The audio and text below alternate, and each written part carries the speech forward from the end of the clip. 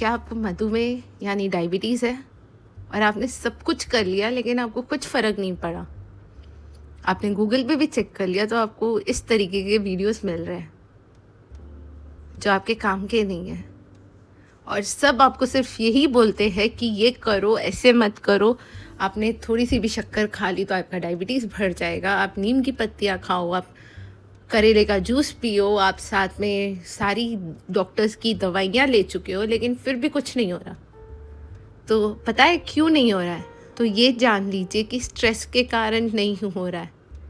ये स्ट्रेस कि मुझे ऐसा करना है, मुझे वैसा करना है, ये नहीं किया तो ये हो जाएगा, वो नहीं किया तो ये हो जाएगा, और ऊपर से उसके साइड इफ़ेक्ट्स जो आपको दिखते रहते हैं। ये सबसे कैसे ऊपर आ सकते हैं? ये सबसे ऊपर आने के लिए सबसे पहले तो आपको ये जानना होगा कि आप स्ट्रेस ले रहे हैं। आपको सबसे पहले तो अपने आप को शांत करना होगा और ये समझना होगा कि सिर्फ खाने से ही डायबिटीज़ का इंसुलिन नहीं बढ़ जाता। स्ट्रेस, आपका सोना, आप किस तरीके से उठ बैठ रहे हैं, कहाँ घूम रहे हैं, पानी पी रहे कि नहीं टाइम पे, क्या कर रहे हैं, उससे भी फ़र्क पड़ता है। तो चलिए सबसे पहले तो स्ट्रेस लेना बंद कीजिए कि मुझे डायबिटीज़ है। आपसे जो हो, जितना हो उतना कीजिए और फिर आपको चाहिए तो किसी से मदद लीजिए। अपना ध्यान रखने की कोशिश कीजिए और आप सिंपल एक्सरसाइजेस कर सकते हैं जिससे आपका डायबिटीज़ कंट्रोल में रहे। तो सबसे पहले अपने आप को शांत करने के लिए आपको प्राणायाम करना होगा, जिसमें सबसे पहले आता है अनुलोम विलोम। तो चलिए जानते हैं अनुलोम विलोम कैसे किया जाता है। सबसे पहले अपनी दाएं नाक से यानी कि राइट नॉस्ट्रिल से सांस लीजिए और फिर अपनी बाएं नाक से यानी लेफ़्ट नॉस्ट्रिल से सांस को छोड़िए। फिर वापस से बाएं नॉस्ट्रिल से सांस लीजिए और फिर दाएं से छोड़िए। इस प्रकार आपको करते रहना है, इसे 5 मिनट तक। तो अगला प्राणायाम जो हम करने वाले हैं उसे भ्रमरी कहते हैं। उसके लिए सबसे पहले अपने अंगूठे से अपने कान को बंद कर लेना होता है और बाकी 4 उंगलियों को अपने चेहरे पे रखना होता है और आपको सांस लेने के बाद अपने गले से एक इस तरीके से आवाज़ करनी होती है और ये आवाज़ आप सांस बाहर छोड़ते हुए करेंगे। तो जानते हैं इसे कैसे करते हैं? पहले एक गहरी सांस लीजिए और अब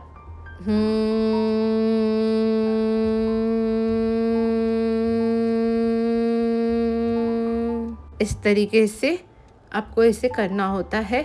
इसे आप 11 से 21 बार कर सकते हैं तो ज़्यादा रिज़ल्ट अच्छा मिलेगा। अब इसके बाद जो प्राणायाम हम करने वाले हैं उसे ओम चैंटिंग कहते हैं या ओम का जाप। इसे करने के लिए आपको आपके मुंह को खोलना होगा और फिर आ उ म इस तरीके से आवाज़ निकालनी होगी। सांसों को अंदर लीजिए और फिर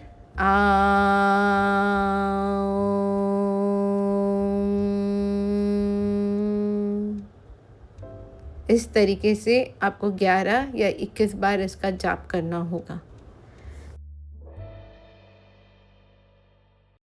चलिए अब अगले एक्सरसाइज पे बढ़ते हैं। तो चौथी एक्सरसाइज जो हम करने वाले हैं वो है भुजंग आसन। उसके लिए पहले पेट के बल लेट जाइए और अपने हाथों को छाती के पास रखिए और फिर धीरे से सर और कमर को ऊपर उठाइए और ऊपर की ओर देखिए और फिर धीरे से इसी तरह से वापस आ जाइए। इसे भी आराम से जितने बार आप कर सकते हो उतने बार कीजिए। आप 7 से 11 बार करेंगे तो ज़्यादा अच्छा रहेगा।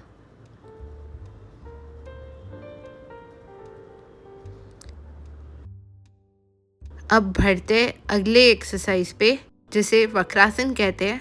सबसे पहले अपने एक पैर को फैला लीजिए और दूसरे पैर को इस तरीके से मोड़ लीजिए और जो पैर फैलाया है उस हाथ को अपने मोड़े हुए पैर के टखनों पे लाके रखिए। अगर टखनों को नहीं पकड़ सकते तो अपनी ड्रेस या जहाँ तक आपका हाथ पहुँचे वहाँ पकड़ लीजिए और जिस पैर को आपने मोड़ रखा है उसी पैर के साइड से आपको पीछे की तरफ पलटना है और वो हाथ अपने शरीर के बीच में रखना है पीछे की तरफ। तो चलिए मिलते हैं अगले पार्ट में। वीडियो देखने के लिए धन्यवाद।